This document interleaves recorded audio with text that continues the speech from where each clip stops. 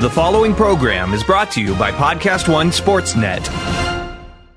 Help protect what matters with ADT's Safer, Smarter New Year sales event. For a limited time, get an ADT Security Starter Kit, everything you need to get started with ADT Pulse, including a security panel, keypad, a motion sensor, and 2 entry sensors. Plus, there's an indoor camera and key fob, all professionally installed for only $49. It's a $599 savings that comes with the warm, confident feeling of safety at home. Requires 36-month monitoring contract, QSP, and Easy Pay. Activation and early termination fees may apply. Certain markets excluded. Licenses available at ADT.com, Florida EF 0001121, Louisiana F1639. Visit ADT.com/podcast. But hurry, this special offer now ends January 21st.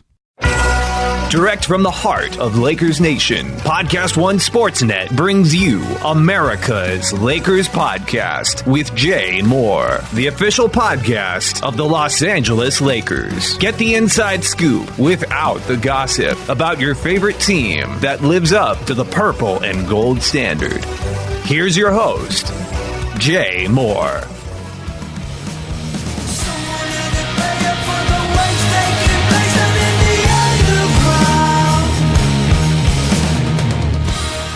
America's Lakers Podcast, live from the underground. Jay Mohr, Aaron Larsoul, Corey Fry. Everybody want to say hello there? Corey, you start us off. Hello. What spelling are we going with for Fry today? Do we have something new? The normal one. All right. F-R-Y, F-R-Y? Yeah. All right, I don't know anybody listening that writes, I fry fish, F-R-Y. No, that's exactly how. That is the normal one. Fry42 on Twitter. Aaron Larsoul, my analytical genius. He is I and I am him. A Twickie from Buck Rogers. Is Aaron ever wrong? No. There you have it. At Aaron Larsoul, at Jay Mohr 37. Lakers have won 4 games in a row, and this is a Martin Luther King Jr. Monday, a beautiful holiday, a holiday the country gets right. Most of the states. Yeah, that's a horse of a different color, as the man says in Wizard of Oz. It took some influencing, shall we say, for some to get on board. And you would think states would be all in for having days off. People that vote want days exactly. off. I think was it Chris Rock? I think had a joke about that a little. I think it was Arizona he was talking about, where they were protesting Martin Luther King Day, and he was like, "You don't have to do anything black. You don't have to eat watermelon. You just have to not go to work. Why would anybody vote against that?" But they did. I believe he's the greatest living comedian, Chris. Chris Rock? Yeah, I'm putting him over me. I'm not in that stratosphere of social commentary. Martin Luther King Jr. Monday today. Martin Luther King Jr. obviously.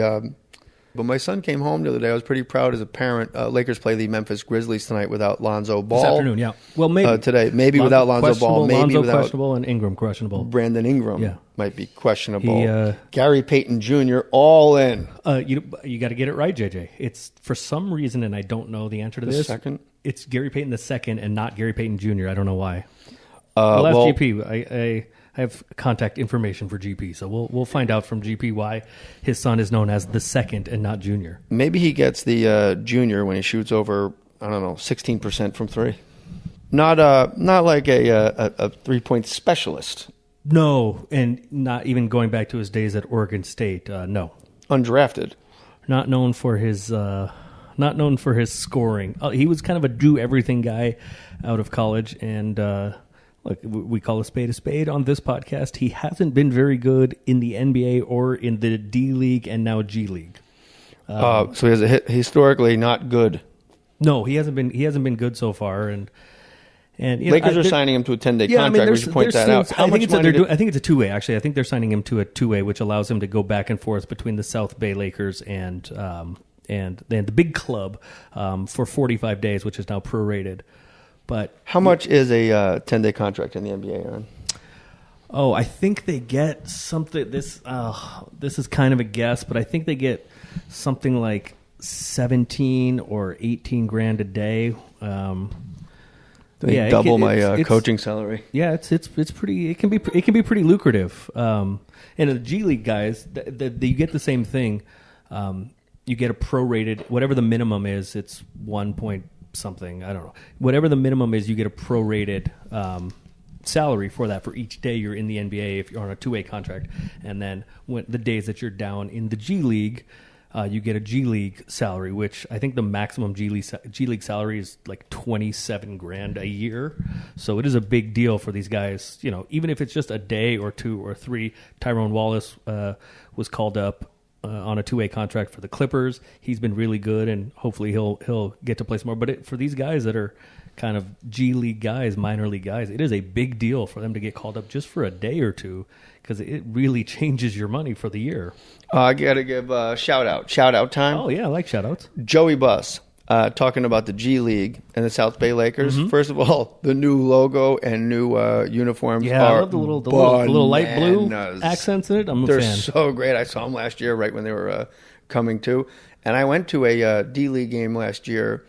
It was incredibly fun. Anybody within the sound of my voice that can just show up and go to a G League game, you definitely should. You can bring your whole family. It's inexpensive. Joey makes sure, you can eat, drink, you can relax. It's a very relaxed. It's almost like a wrestling match. Like the doors to the gym are open. You come and go. There's like security and everything. You're safe. And it was so much fun to watch these guys because everybody's out there balling for a they're dream, playing hard. man. Yeah, they just had the G League showcase, which was in Ontario somewhere. Something has a bunch of The M's Improv, and probably. W's or something like that. Ontario, Canada. So it's a province there. So they just had G League showcase over a couple days, and I watched it. It was on ESPN 84 or U or T, 9, you beat me to ESPN T, or I don't know, some letter or something. But you're JJ, you're absolutely right. These guys they know they're playing for, as I just mentioned, they're playing for their livelihood and to change their circumstances. Playing in the G League is the best way to get directly to the NBA, but it is not a lot of money. And so these guys, as you just said, these guys are balling out, really trying to make their mark and playing hard, and it's good basketball. Let's do this. Let's pick a G League game that you and I will go to, Okay. and we'll invite the Warriors to join us. That's and, a great idea. We'll introduce Joey to the Warriors and the Warriors to Joey. It's a great idea. Joey's just like he's a great Good guy. people, yeah, good people. Joey Buss is just a good guy. There's that for you. Lakers are going to play the Memphis Grizzlies this afternoon, maybe without Lonzo Ball. Sprained knee, nothing alarming. Brandon Ingram's injured. He has His ankle, yeah, he hurt his ankle. A little light ankle sprain. Hurt it. I think it was in the second quarter of the Dallas game, which the Lakers went on to win. Oh, I love that afternoon basketball, baby. Yes, and we're going to get some more of it tomorrow. I think it's a 2:30 Pacific start. Today, as you listen to this, 2:30 Pacific in Memphis for the MLK Day special. So more afternoon basketball. Lonzo Ball, I want to ask you if this is something to be alarmed at. Okay. He is a very good NBA point guard right now. Yes. Fact. Yes, I mean, he was The always... haters can hate and hate and hate. His dimes are astounding. He was to always watch. doing all of the other things, and in the last 10 to 12 games, his shooting is really coming around. So there's not a lot to dislike about the Lakers. And frankly, when he hasn't been on the floor, when he was hurt, had the little shoulder injury and was gone for a while, we saw what he meant to the team. The team fell apart basically without him. So, and I want to ask you about this. And he's a shoulder and now a his knee. Yeah, he woke up this Is morning. this a concern that a 20-year-old is going on the shelf twice in his rookie year?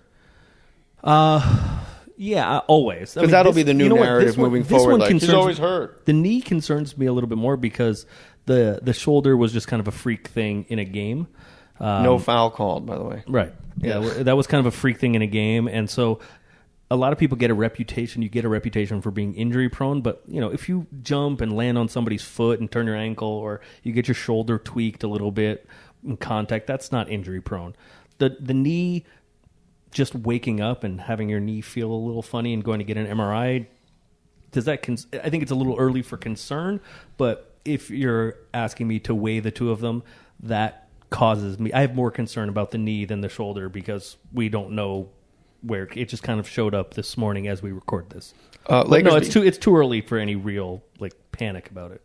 Lakers beat the Spurs 93-81 Thursday night. That was Tacos. 4 in a row. More tacos by Jack in the Box. Thank you. Not sponsored for everybody.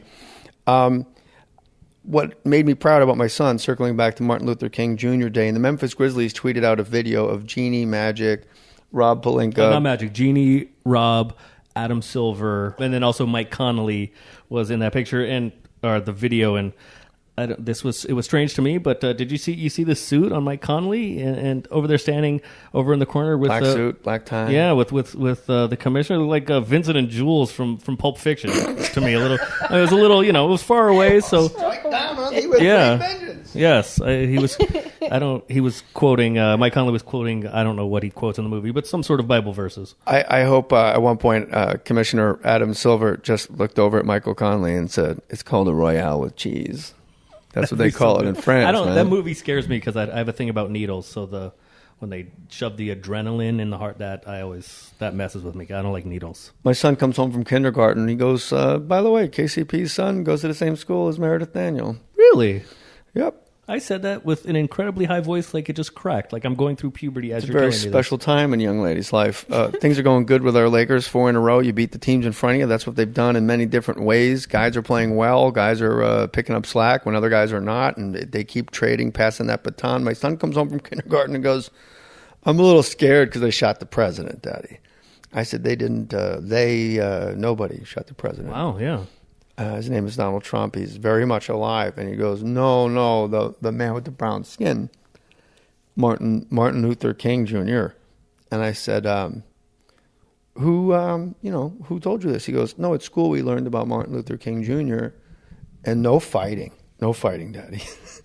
He thought Martin Luther King Jr. was the president of the United States, and I swelled with pride. Yeah. Because if not, I have to go, wow, he's dumb. I like the first option better. I like the pride. No, I know. Yeah, I like the pride option. Yeah. The stand-up in me doing that. But he thought the guy was president. And I was like, and then we sat down. I told him a little about Malcolm X. I told him about the little bit of a rivalry. I told him about maybe I told him about too much about presidents that actually have died in office. And he goes, I don't want to be president. I said, you're pretty safe if you're president. You're real safe. Yes. And then when I explained Secret Service to him, he really wanted to be president. Oh, yeah, that he was in for. So somebody will jump in front of me if somebody's trying to hurt. I go, yes. He goes, I want to be Secret Service man. Well, it's pretty cool. Obviously, it's very cool that Mackey was learning at school, but it's also really cool that the Lakers, it's kind of a prestigious game to be involved in. You know, the Grizzlies generally always host on Martin Luther King Day because Martin Luther King Jr. on his birthday, Martin Luther King Jr. was assassinated in Memphis. So it's kind of a prestigious game, and it really speaks to the Lakers brand and the kind of weight that carries around the league. You know, no matter the record currently, it speaks to the volume of the Lakers brand to be able to play in this game. On this episode of America's Lakers Podcast, the only official podcast of the Los Angeles Lakers. This is where you get your news from. This is where you find out Luke Walton's not on the hot seat. Julius Randle is in the Lakers' long-term plans. Everyone not named LeBron, Kevin, Steph, or James is available at all times. That's the way the league goes. Maybe Giannis and Russell, but yeah, it's a short list. Russell. No, I wouldn't be so sure about that Russell character. I'm pretty sure the odds. Well, I digress. This is where we don't gossip. We don't do the stuff that other people, the clickbait. If you just type in Lakers Google search the last 24 hours, however you want to do it, you're going to see a cacophony of nonsense. And it is that indeed. Let's talk a little bit about the Spurs and look ahead to Memphis. But I really want to ask you a couple specific questions about Lonzo, about the biggest nonsense story that came out because LeVar Ball spoke it into existence, as he says. And Pau Gasol, Luke Walton asked if Pau Gasol's jersey should be retired. His answer was predictable, but the repercussions from that ball's rolling now, and I'm wondering if this is a legitimate thing we can look forward to, and that is right after these words. Hey, this is Jim Litke, host of AP Sports Weekly, where we harness the shoe leather, insight, and experience of some of the smartest reporters in the business to bring you the news. I've been an AP Sports columnist since 1989 and covered every major championship around the globe multiple times and crossed paths with some of the greatest athletes of our time. And now I'm excited to bring you a weekly recap of the most interesting happenings in sports. So make sure to download new episodes of AP Sports Weekly every Tuesday on PodcastOneSports.com, the new Podcast One app, and Apple Podcasts. America's Lakers Podcast. Welcome back. Jay Mohr, Aaron Larsoul, Corey Fry. Email morestories3737@gmail. I encourage you to visit my website, jmohr.com. Aaron Larsoul, you can find live at Lakers games. Just holler, son. Yes, just come say hi. Pau Gasol, when they came into town, the San Antonio Spurs, man, Los Angeles, rightfully so, loves Pau Gasol. You talk about a beloved Lakers player. Even when he's wearing the dreaded silver and black, he is so beloved. Yeah, And I mean, he was really good here. Towards the end with Mike D'Antoni, it was a little kind of strange because Mike D'Antoni kind of saw where the league was going and didn't like playing two bigs together. But Pau was great. I mean, Pau was an integral part of two championship teams with the Lakers. 18 and 9, yeah, I mean, he's 18 and 10 essentially. Yes. At center, and 1 year power forward. Yeah, so I mean, he should be beloved, and it's a really interesting question about getting his number retired. The Lakers kind of the default metric for number retirement is a Hall of Fame career. Right? You can't, if you're not a Hall of Famer, you can't have your number retired. Pau is a Hall of Famer. JJ, you and I always talk about that. It's the international basketball. So it's all of your basketball contributions throughout WNBA coaches. It's all the same Hall of Fame, right? Yeah. But which I love, by the way. Yeah, I think it's cool. It's really the only sport other than hockey you can really pull that off. But Pau, Pau is a Hall of Famer. Period. You can get rid of all of his stuff with, the Spanish national team, etc. Pau is a Hall of Famer just because of his NBA career. It's 18 on a career, I believe. 18.7 or so on the career. I like how I'm not sure, but I put the 0.7, so I sound real. I like that, 18.7. Would you retire his jersey? I would, yes. I would too. My first reaction was no, because maybe I thought you had to just be a Laker overall, period, be drafted as a Laker or whatever. But, Kobe was drafted by the Hornets, gave up Kobe Bryant. I mean, Shaq was an Orlando Magic for... Shaq played for the Magic, Aaron? He did, dumb guy. Oh, okay. So, that's not a prerequisite. Obviously, Shaq had a longer career with the Lakers than Pau did, but I think Pau deserves to be up there. That's a beautiful statement, man. I mean, this guy's, he's just one of the good dudes, too. And, Pau, yes. Yeah, a lot old. I think he's 4 years older than Mark. Marc Gasol, I was thinking about in a Lakers jersey. I went, But all the bigs that are hitting the threes now, Aaron, especially Brook Lopez, who it's like, buddy, yeah, it's not get your favorite. off the line. It's not your favorite thing. Go underneath. We were watching guys grind it out under the boards. Sound really hot, boy, against the Spurs. And Grinding it out where, old groupie? On the boards. I didn't know, I'm like, I didn't know they took Brook Lopez out. I'm like, oh, no, Brook's on the other half of the floor waiting for an alley-oop. Yeah, I tweeted it, I guess as we record this, I guess it was yesterday during the Dallas game. I think it was kind of midway through the third quarter. Brook Lopez was on pace to shoot 3.5 for 11 from three, which is not exactly what you want, but I don't think he was 2 of 6 at the time, and I don't think he shot another one all game, actually. The overtime win against the Mavericks, which we haven't even spoken about, was, you want grit. You want, you want fighting guys. Back, the Mavericks are not a very good basketball team, and I think that the Lakers team is way better than they were performing. The Lakers have more talent than the Mavs. I think this team actually could make the playoffs, currently constructed, if guys were under contract for next year and there wasn't the disharmony of not knowing where your home will be, where your kids will go to school, who your doctor will be, your dentist, etc. Where am I going to get my 8x10s done? Right. How do I go to school how do I send my son to school with JJ's son? That's right. So now I got to move. Wherever KCP goes, I got to make sure my guy's in class with his guy, tied at the hip. So also the thing is, too, is like the Mavericks currently constructed, nobody thinks they could possibly go on a run and make the playoffs. No. And I do think that about this Lakers team. And I also noticed with this Mavericks team, they got a lot of guards, and we don't have really any guards. We got a point guard that can't shoot, a point guard that can't pass. We have backup point guards that maybe are best saying yes, boss to Joey. I've wondered aloud.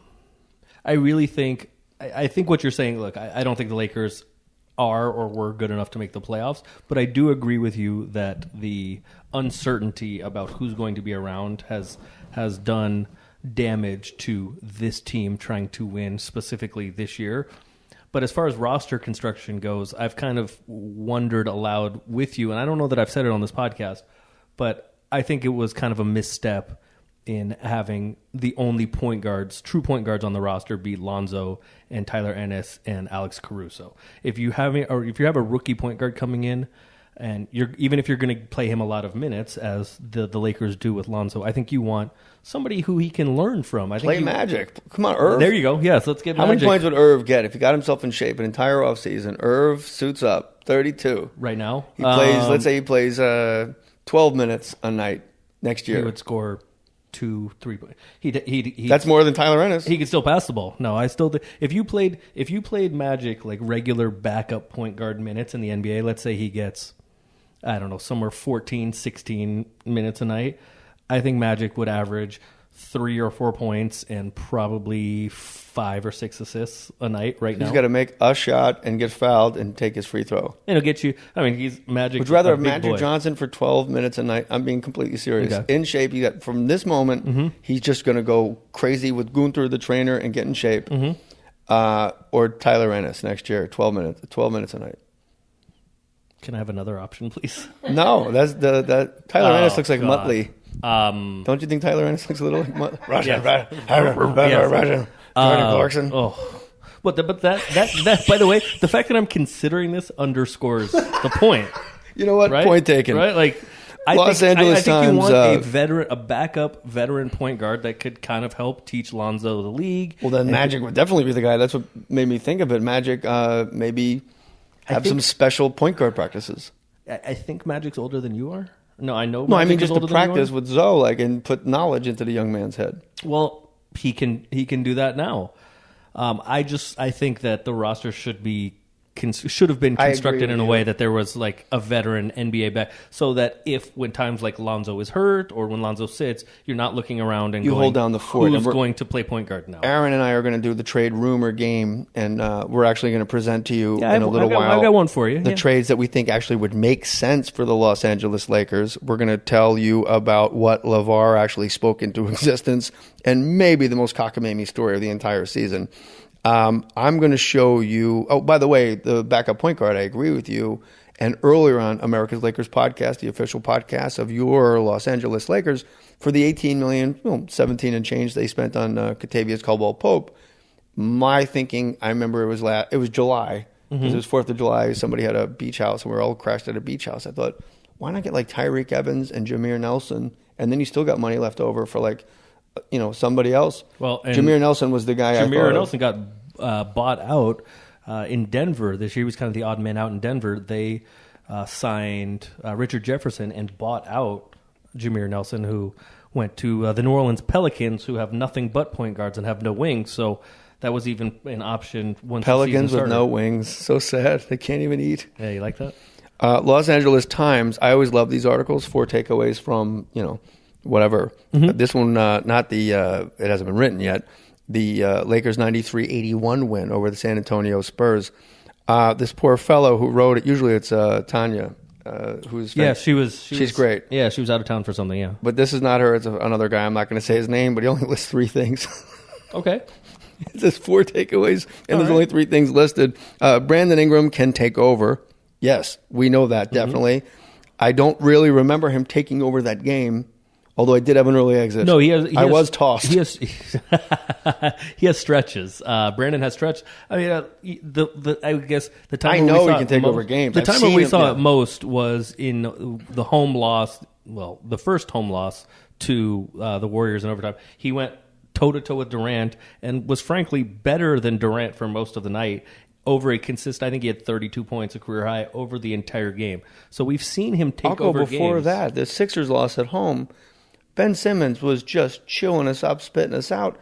And there was about 6 minutes left. That happened right in front of us. Me, you, and Dynamite were sitting there. And all of a sudden, you just saw Brandon Ingram. Nothing was said.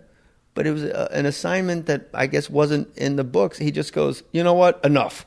I got Simmons. And Simmons was done after that. And he is slowly, as the year has evolved, he has slowly turned into the Lakers' go-to guy. Almost, not always, but almost always, regularly, when there's a late game situation or an end of quarter situation, and the Lakers have the ball, it is an ISO up top for Brandon Ingram. Create something off the dribble, and more often than not, he's been getting good shots out of it. I believe they should go to him more. I really do think he is the guy. And I know last year Luke Walton's not complaint. His statement was, I don't have the guy. And this year going in, we don't know who the guy is. But shots attempted, 13. I want Brandon Ingram taking 18 shots. Like, yeah, it's still this is the guy. I trust him. He goes to the rack. And what I love about him is I keep saying he knows when to stop taking threes. He'll be 2 for 2. He'll miss another 3. And then he just starts driving to the rack, and he gets a whole bunch of free throws too. Yeah, I mean, I would like to see him shoot more threes, but I agree with you that the variety in his game and when you're talking about the basketball, 1.7 threes, 2 threes a night. Yeah, I would like that doubled probably. But if I know he's going to double his trips to the rack, I completely agree with you. But I don't want a Brook Lopez situation where a guy that's 6'9" is hanging out. Also, the variety in his game. Being able, and that's what makes scorers so dangerous. All of the best scorers in the league, Steph and KD and Harden, less so Russ, but even Russ and LeBron, like they're able to score in multiple ways. Giannis doesn't have a 3-point shot yet, but he's able to get to the rim, the mid-range game. He can hurt you with the jump shot sometimes. So all the best scorers in the league, they have that variety in their game that Brandon is clearly developing. He's got it. 16 points a night, Brandon Ingram, and that's, I'm going to say, only. I mean, that's 11 2-pointers, complete field goals attempted, 11 and 1 or 1.7. So 12 points, 12 shots a night. That's let's say 13 shots a night for Brandon Ingram. If he goes to 18 shots a night, I really honestly, I firmly believe we're looking at a 20-point, 8-rebound guy. I mean, I think that's the ticket to maybe being an all-star perennially. Is just enough of the distribution. No, hey, Brooke, 2 less threes a game. Hey, Lonzo, you keep shooting. You're cool. You're cool. Everybody else, just cool it a little bit. There's only one way to see if you're the guy, and that's to take more shots. And when he has been asked to take the shot, he's nailed it. So I'm going to read you a couple of these takeaways, which I agree with. We do agree Brandon Ingram can take over. Great matchup problem because of his length. Near the basket, he's hard to stop. He's like Inspector Gadget. Mid-range jumper, I don't think you're a big fan of the mid-range jump shot. Pete isn't either. Just from Laker Film Room. Yeah, no. I mean, conceptually, no, I'm not. But goes to the free throw line a lot. That's from going to the rack, and his threes just seem to drop. I'm going to read you. Let's play a game show called This Is Your Life. You have to guess who this person is. Okay, this is one of the takeaways after the victory against the Spurs, which was followed by a victory against the Dallas Mavericks in overtime. Wow, that we needed that one. For the third straight game, scores in double figures. Impact was much greater. Protected the rim. Lakers went smaller and more athletic in the fourth quarter. Active in transition. Lakers try to get better defense out of their second unit. He continues to play a major role in the team's success. He'll always be smaller than the players he's asked to guard, but great energy. That sounds like Larry Nance to me. It is Larry Nance, and I thought you could switch that out and put Julius Randle. But what stuck out to me, for the third straight game, Nance scored in double figures. Hey, way to go, Lance. That's his job. Let me give you numbers between the two guys. Larry Nance Jr. since December 20, and I love Larry Nance Jr. I believe I called him Superman to your face. You did? At home games. Yes, you're quite fond of his energy. 16, 6, 4, 8, 13, 10, 14, 2. So this article essentially is going, hey, 13, 10, and 14. In that same stretch, 15, 15, 22, 23, 29, 8. That's Julius Randle. It's not even close. Yeah, Julius doesn't get a lot of credit for that because that's the narrative. Well, it's the power of expectation, right? We assume because Julius has shown us more over the past couple of years. And hold on a second. If he's shown us more, why is it GTFO every time his name comes up on social media? And he's a bum, and we have to trade him for cap space when his trade doesn't really create any cap space because it's an expiring contract. Well, I don't have an answer for that, but it's wrong. So I agree. I can't. I'm tell wrong you or why, they're wrong. Tell me I'm wrong. No, that narrative is wrong. But the reason why, what do they say? I think it's in the superhero movies. With great power comes great expectation, right? We expected more from Julius coming in. He was a higher draft pick, and he's shown us more. So him scoring 15, 16, 18, 23, whatever, it's kind of more expected. So we just sweep it under the rug, even though it is very important and very useful. That's in less minutes too. That's about 4 less minutes a game. But when Larry kind of provides that thing that you're not expecting, that becomes noteworthy in this case. I'm going to tell you guys what LeVar Ball spoke into existence. I promise you'll be entertained. It's not the gratuitous ball business. Oh, boy. I was waiting for that. I we're was gonna going to play- be disappointed if it didn't show up. We're going to play Voss or no Voss, and then Aaron's going to tell you trades he actually would make. And I'm going to encourage the listener of this. If Aaron Larsuel, at Aaron Larsuel, Larsuel, rate and review this podcast on iTunes, however you get it. Give us 5 stars and write jibber jabber. Share it on all your social medias. Give us here's your assignment when you rate and review. Say who you think their jersey should be retired, but pick like your actual worst, conceptually the worst possible Laker for a number retirement. Like, get Smush Parker up there. Yeah, or, that. Yeah, absolutely. Let's that'll be a funny Chris because Mim. we read the comments, we think they're hilarious. We do. Appreciate that very much. So if Aaron's going to tell you a trade, I've got a trade for you. let me do this real quick. Yep. If Aaron can tell you a trade that he thinks should happen, chances are it's a trade that absolutely should happen, and you do want to hear it after this. Podcast One remembers broadcasting legend Dick Enberg. A hearty welcome to Steve Kerr. What a thrill to have listened to you all these years. He's Basketball Hall of Famer John Calipari. You still have the great voice of all time. Tennis Hall of Famer Billie Jean King. I just hope everyone listening understands what an icon you are. He's my All-American friend Bill Walton. Dick Enberg, I love you. Listen to his amazing stories and his final interviews on Sound of Success, the Dick Enberg podcast. Only on Podcast One or the Podcast One app. America's Lakers podcast. Jay Mohr, Aaron Larsuel, Corey Fry on the Wheels of Steel. Lakers beat the Dallas Mavericks, double overtime. I fell in love with a young man named Yogi watching that game. I looked up his stats. He's shooting 41% from way downtown. You did. And for a guy that bounces around, I think that's his salary matches Larry Nance Jr.'s salary. It does. And I started texting you like, why not talk about, he's not a veteran backup point guard, and I don't even know if he's really a backup. They have a lot over there with Devin Harris and Dennis Smith Jr., who's playing lights out. Barea, yeah. 32 out of, I believe, 43 games. So let's hear that's a trade I was thinking of, like, all right, here's Larry Nance for the Mavericks. That seems like a guy that would fit in with their blue-collar like identity. And I think Yogi, is it Farrell or Farrell? Farrell, yep. From Indiana. He was really good at Indiana. Yogi, he's really good now. Yogi Farrell. Indiana University, not the Pacers. But yeah, I would love to see that guy in purple and gold. I don't want to see anybody go, but that's what I was thinking of off the bat. Now let me hear Aaron Larsuel, and this is where you guys might want to pipe up and listen here.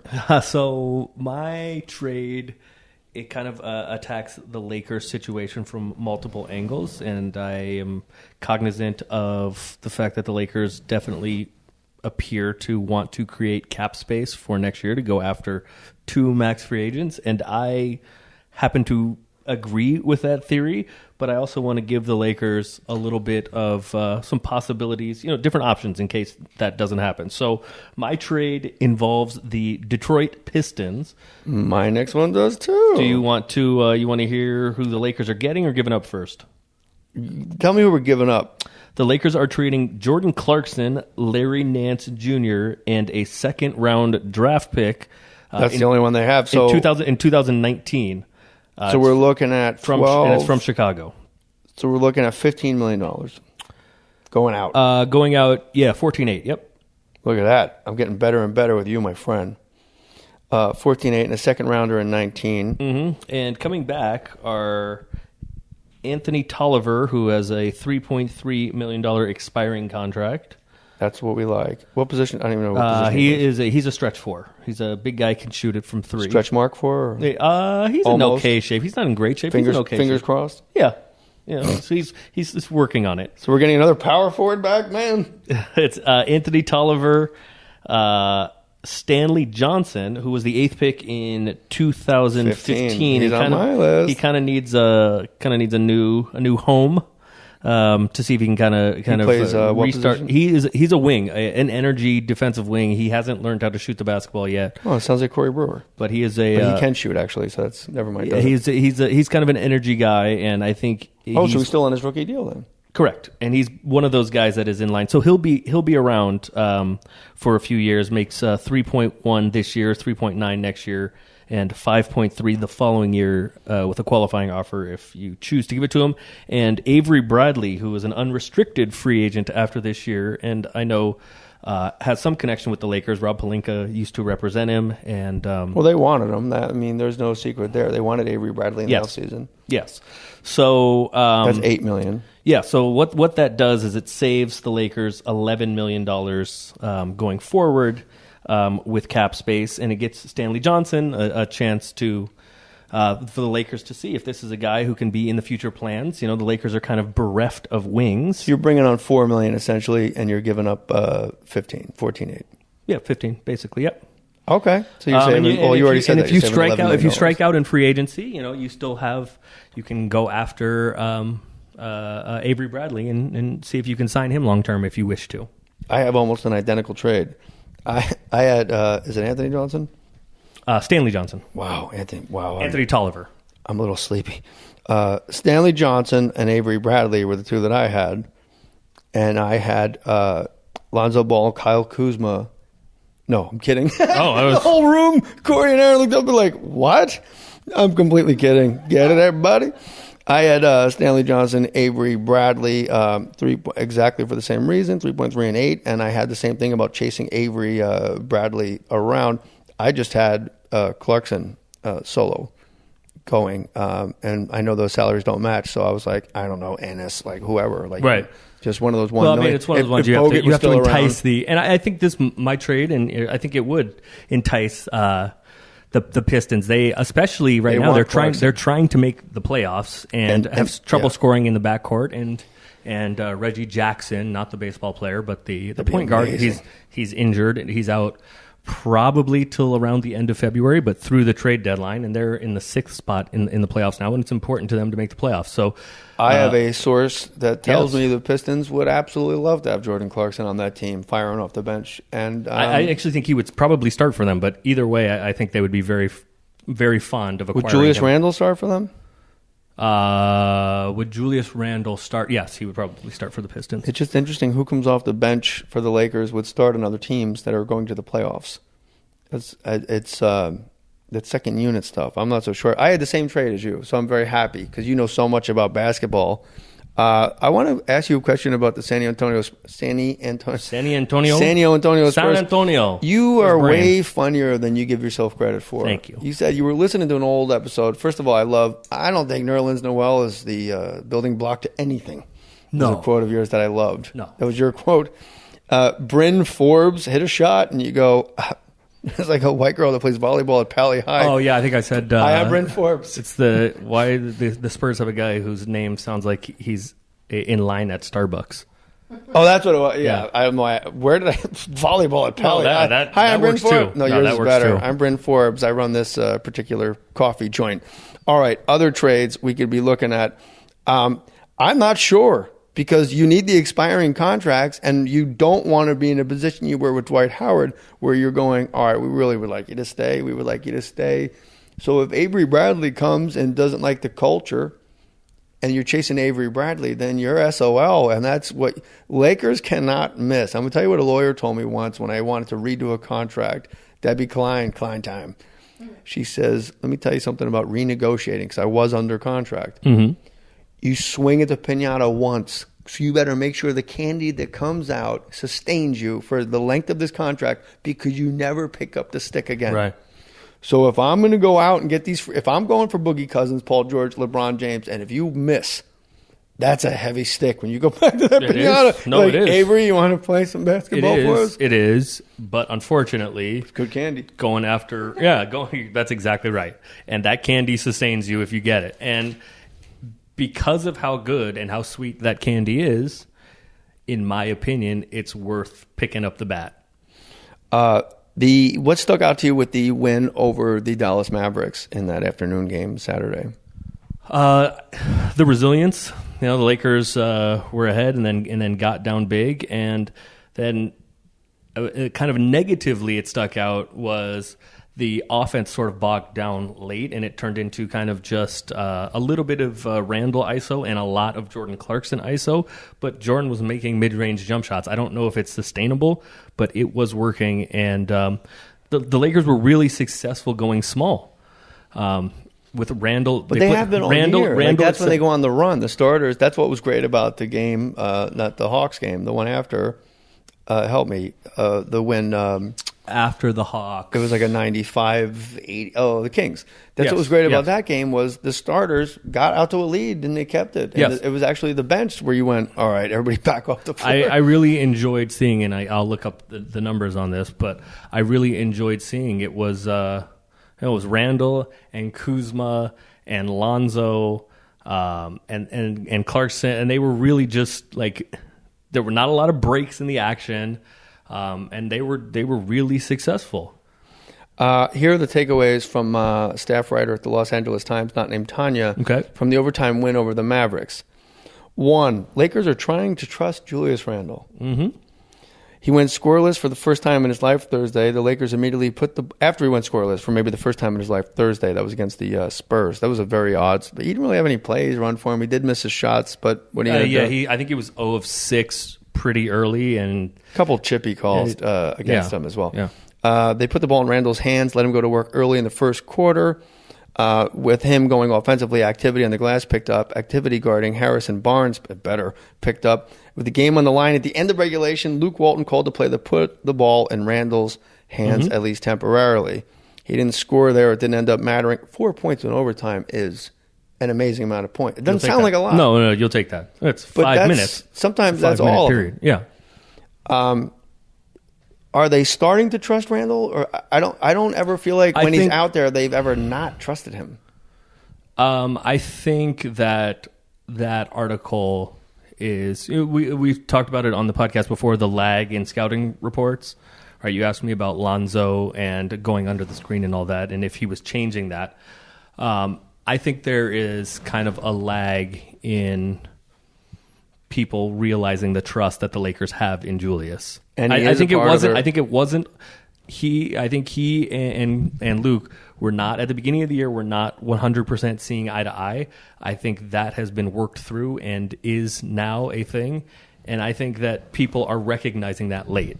So I don't think the Lakers are starting to trust Julius. I think that is established, and that takeaway is what it reads a couple like weeks, 10 days to 2 weeks late. It reads to me like the narrative that is false because we know that Lakers want Julius Randle in their long-term plan. Right. It was told to both of our ears separately, Correct. and we depend on all that. 4 of our ears. Yes.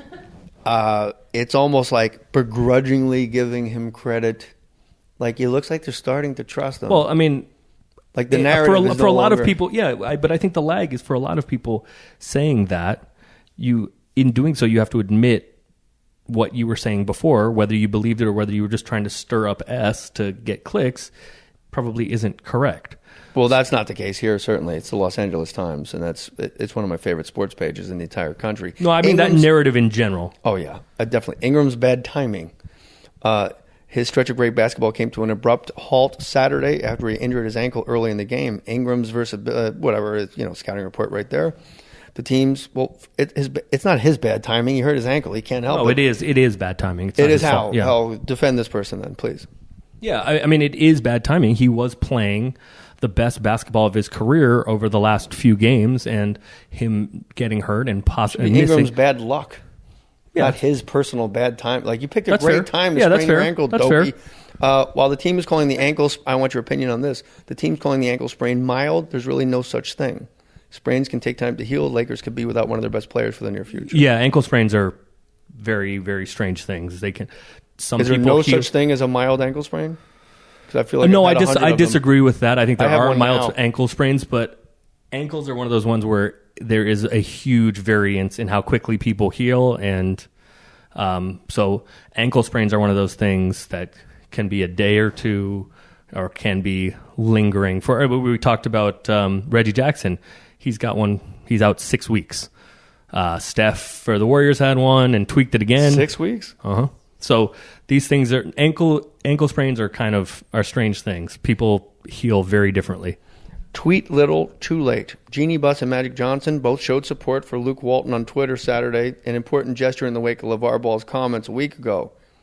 The problem is it took almost a week for someone to say something other than an opposing coach.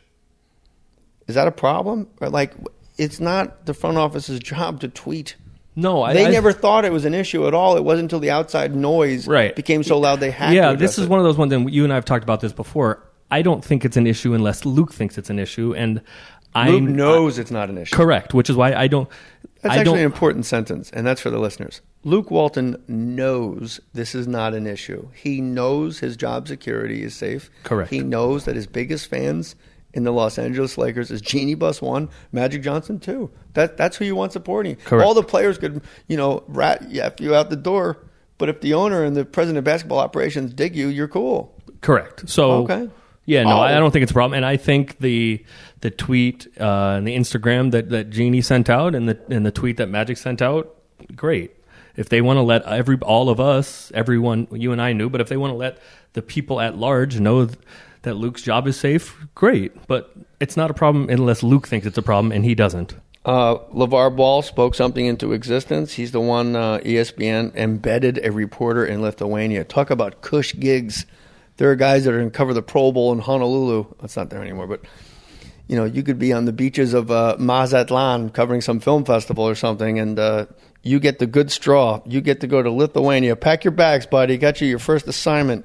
You're going to talk to a fan in Lithuania. The players don't want to play for Luke, etc. It was taken out of context. He was actually super almost apologetic and very demure when he was saying these things. Brian Windhorst, who is pretty much LeBron's mouthpiece, not per LeBron, but he covers the Cavs extensively. He covers LeBron. Yes, and you go to him. He's the guy that has a lot of things and actual great information about LeBron. Yeah, about LeBron. Luke Walton not supported by the team. It's stated as fact. And Brian Windhorst, this is on the Rich Eisen show. You and I love Rich Eisen. Correct.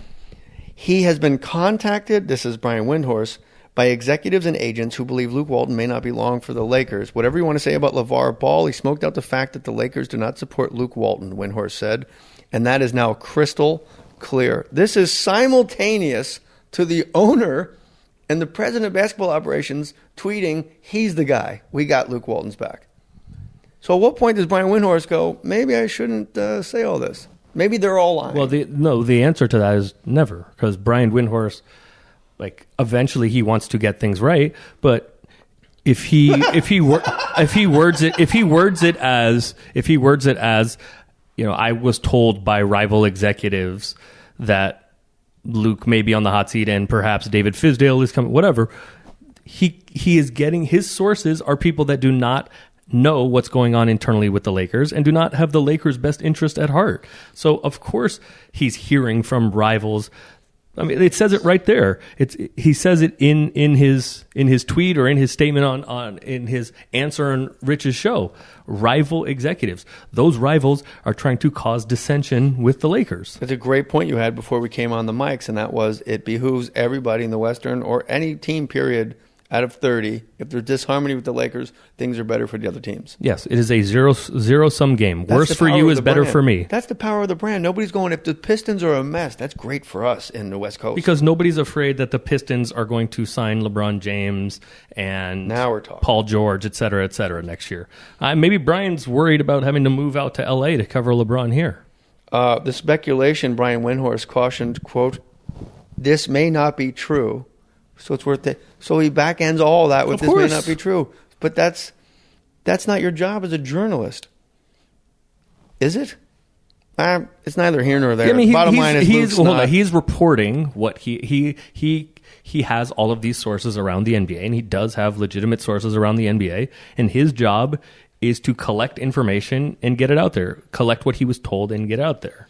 So he's doing his job. The problem is all of these other entities are saying this. It may or may not be true. We talked about the trade targets. But then that's the story. The story is I've been contacted by many executives who want to create this harmony, and they're telling me, and then at the bottom of it, if Luke Walton is let go, David Fizdale will be the logical choice. But that's not what the statement was. The statement was, Luke has been smoked out as not being supported. Luke has not been smoked. That is incorrect statement. He's trying to get clicks, and that is crystal clear. He writes. He's trying to get clicks. That's not I believe, or this could be, or that be. And by the way, it's a great photo on on Bleacher Report of Norm Pattis right behind Luke. with his lovely wife, Mary. Are you ready to play Voss or no Voss? Yes, let's play. It is time to play Insert Imaging here. Voss or no Voss? All right, buddy. Unrestricted free agents that are available. Lakers signed Gary Payton II to a two-way contract, I believe. Not a particularly great shooter, not a particularly great defender. Both of us are scratching our heads. I don't. I'll say this: Jesse Buss's and Ryan West's scouting has been impeccable. Really, they've drafted perfectly, and they're the constants with Mitch and Jim gone. Leandro Barbosa, or for Gary Payton II, Voss or no Voss? Voss. Bobby Brown, Voss or no Voss? The singer. He is in China presently. He just left the Houston Rockets. No Voss. Norris Cole, Voss or no Voss instead of Voss. Gary Payton? Yeah, Voss. Okay. Monte Ellis. No Voss. Really? Gary Payton Jr. is better than Monte Ellis?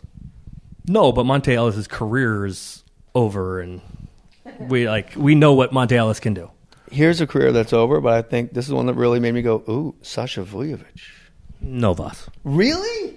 Just for the cool little leather headband? All right, fine, Voss. The shoelace of leather around his head? Fine, Voss. Yeah, fine. No, I want to know your actual opinion. No, thank you. No Voss? No Voss. No Voss? Nah. Mira, ven acá. Beno Udrich. Is it Beno? Yeah, it is. Voss, yeah. I'll take Beno. Darren Williams. No Voss. What? Yeah, okay, great. I was like, why? I agree with you, but I realize he's 10 times the player that Gary Payton. He's better. He's an NBA basketball player. He's better. But because part of doing this is looking at a project and seeing if you can find an untapped diamond in the rough, so to speak. You find another Yogi Ferrell. So veteran backup point guard, Darren Williams. Yeah, yes, I would have liked that at the beginning of the year. If they signed Darren Williams, the Luke has to go stuff would pick up immediately because Darren Williams has a reputation as a coach killer, and he could say, "Hey, that's not fair." I can go, "Okay, but every single place you've gone, you've argued with the coach, and he's gone, and not you." Yeah, he doesn't have Dwight Howard. He doesn't have the juice anymore to get coaches fired. But you still wouldn't take him. No. All right. So Gary Payton Jr. Is a better choice than most of the guys that were available. Yeah, some of the guys. Who would be your number one choice that's out there? Because it's tough. Archie Goodwin? Leandro Barbosa. All right. Not Archie Goodwin. No. Marcus Smart would you trade for? Expiring contract. Yeah, sure. Like, I don't, we got to construct a trade, but sure. In a vacuum, sure. Celtics want Randall badly. No, I'm not giving up Randall for Marcus Smart. Even if it clears up all that cap room. I'm not a fan of clearing guys for empty spaces. I'd like to clear a guy for another guy. Oh boy, I'd like to bring in as many guys as possible. Lakers are going to play the Memphis Grizzlies. Mike Conley will be playing. I don't think so. All right. I think he's still out. Jules and Vincent Vega. Yes, that's why they were. Yes, they had the reunion tour. Who is playing? Because it's a good stretch where you're playing teams when they're not at 100%, like the Spurs, the Mavericks had everybody playing, but they're all like, oh, by the way, I like when they go, youngest player on the team at 20 years old. I'm like, our whole team is 20 years old. Must be rough. Mark will be playing. Mark will be playing. It's definitely They should win this game. It's a game I expect the Lakers to win. And then it's at OKC following Memphis. Okay. And then another winnable game. And then back home for Indiana. Yeah. So we should definitely win two of those. Not definitely, but this is a very favorable part of the schedule. It's a brutal schedule. Yes. It was. So we're looking good. I believe we're 7 games out of the playoff here. I think it's actually 6. We're looking good. Do you believe they make the 8th seed? They get rid of it like like Sean McDonough does in Phoenix. Like he's like, I'm not going in there and getting my teeth kicked in on TV. No, that's local revenue, man. I think if the Lakers can make the 8th seed, you make the 8th seed. I agree, my friends. I love this podcast, America's Lakers podcast. Anything you want to add before we say, hey everybody, happy Martin Luther King Jr. Day. It's an important day. A man that stood for nonviolence, dedicated his entire life telling people to do as he read in his own Bible there, and that's turn the other cheek. And that's hard to do when I'm not a black man, Aaron Larsoul. You are. And when an entire nation, an enormous group of people can commit themselves to nonviolence. That's it saddens me greatly that you have to be put in that position, but it's incredibly motivating and incredibly beautiful and powerful. And I believe he was probably the most powerful man in the world at that time to get people to not defend themselves, to just turn the other cheek. So let's take this Martin Luther King Jr. Day and actually celebrate it by being kind and by loving each other, by not being violent. How about don't raise your voice the entire day? It's hard for a lot of us, especially me. But let's honor that man. Corey, thank you. You're welcome. Aaron, my man. Love you, brother. I love you very much. At Aaron Larsoul, at Fry42. I'm at JMohr37. And you know, I don't know if you know this. Hey, Aaron, I don't know if you know this or not. What's that, Norm? Well, you know, there's the gold standard. I do know that, and I think there's another standard that goes along with it, Norm. Oh, what's that standard? The purple and gold standard. Thanks for listening to America's Lakers Podcast with Jay Mohr, exclusively on Podcast One Sportsnet. New episodes every Wednesday on PodcastOne.com, the Podcast One app, or subscribe on Apple Podcasts.